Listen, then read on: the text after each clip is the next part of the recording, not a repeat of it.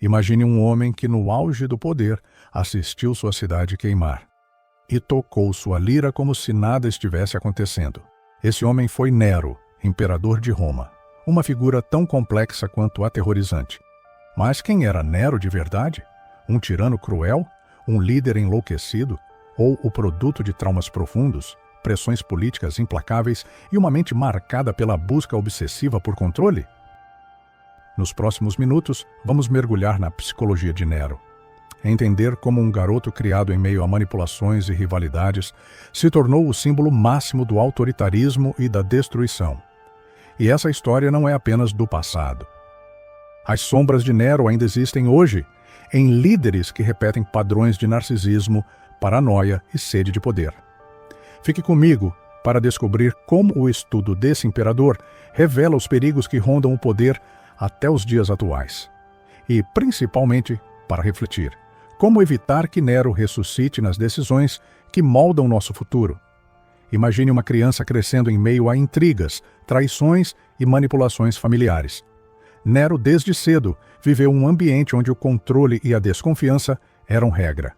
Sua própria mãe, Agripina, fez de tudo para garantir que ele subisse ao trono, até que ele a matou. Um gesto brutal que revela muito sobre um homem consumido pelo poder e pela paranoia. Mas afinal, o que realmente moldou Nero? Foi apenas o ambiente? Ou algo mais profundo em sua mente? Historiadores e psicólogos modernos sugerem que Nero apresentava sinais claros de instabilidade emocional, traços de narcisismo extremo, um desejo insaciável de ser admirado e temido, impulsividade que o levava a decisões perigosas e imprevisíveis. Lembre-se do episódio que se tornou quase lendário, o grande incêndio de Roma em 64 d.C. Enquanto a cidade ardia, relatos, embora controversos, afirmam que Nero tocava sua lira, indiferente ao sofrimento. Um símbolo potente de indiferença, controle absoluto e desconexão emocional. Mas não foi só fogo na cidade, foi fogo na alma de Roma. Nero perseguiu cristãos, eliminou opositores e governou pelo medo. Para ele, o controle valia qualquer preço.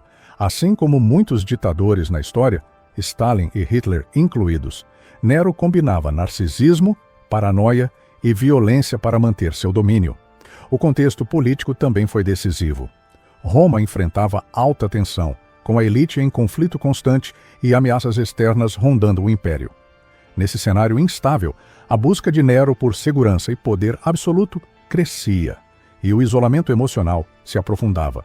Um traço comum em líderes autoritários: controlar para não perder, dominar para não ser dominado. Mas é preciso cautela. Diagnosticar psicologicamente alguém que viveu há quase 2000 anos tem limites claros. As fontes antigas, escritas por aristocratas adversários de Nero, são parciais e enviesadas. O que temos, na verdade, é uma mistura de fatos, interpretações e mitos.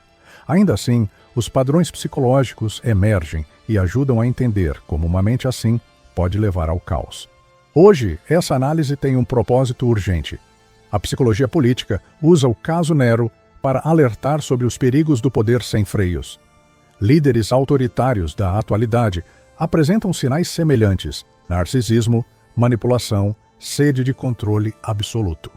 E o que Nero nos ensina é que essas características, quando não contestadas, corroem sociedades inteiras. Não é por acaso que documentários e campanhas nas redes sociais estão focando nesses perfis.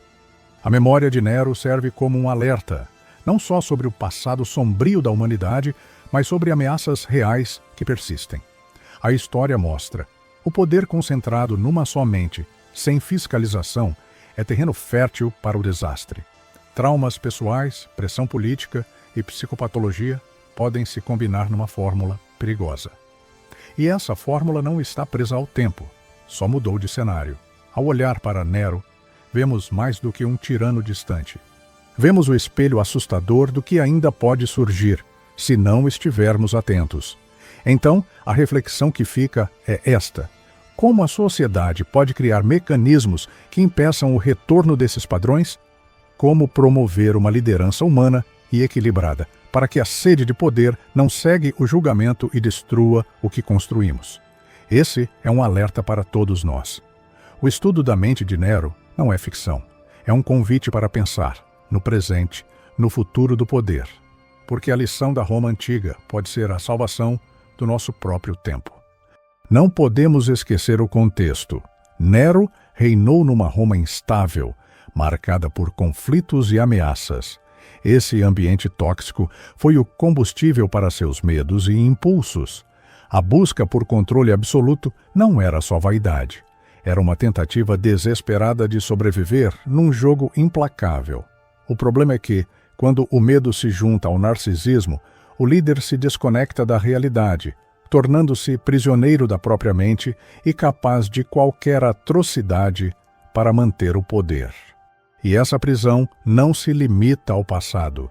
Líderes autoritários de hoje exibem os mesmos sinais: a soberba, a manipulação e a sede insaciável por controle.